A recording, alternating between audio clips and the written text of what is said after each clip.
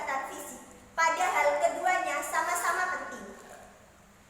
Sama halnya dengan kesehatan fisik yang harus diobati ketika mengalami gangguan, kesehatan mental juga harus diobati ketika mengalami gangguan. Hal tersebut bertujuan agar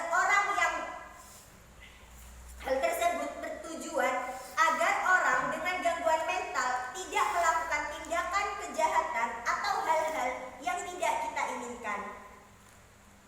Orang dengan gangguan mental yang sudah lama dapat menimbulkan stres bahkan depresi.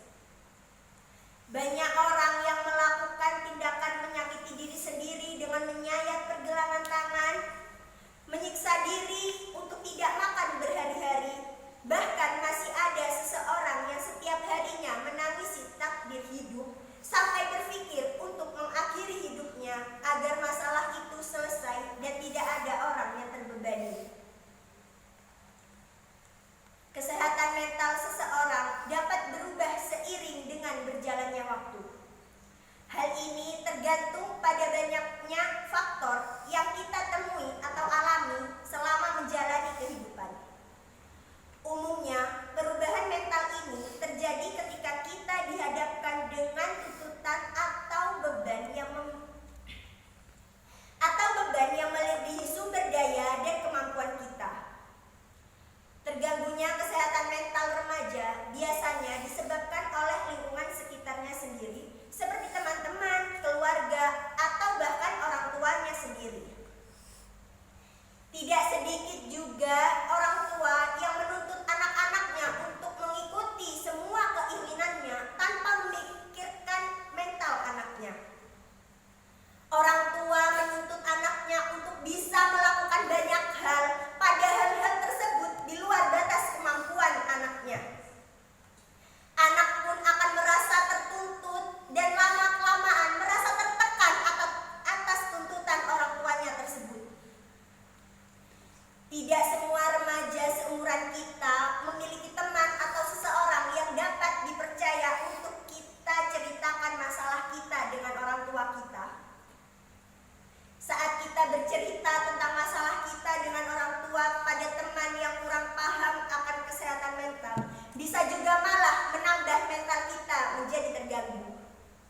Setelah itu kita juga ingin bercerita kepada orang tua, tetapi orang tua kita seringkali tidak paham akan maksud kita bercerita. Kita tidak ingin mendapatkan belaan dari orang tua, tapi yang kita inginkan adalah pengertian orang tua terhadap kita anaknya. Orang tua selalu ingin anaknya mengerti kepada mereka, tetapi mereka tidak pernah mau mengerti kepada anaknya. Karena hal itu, kita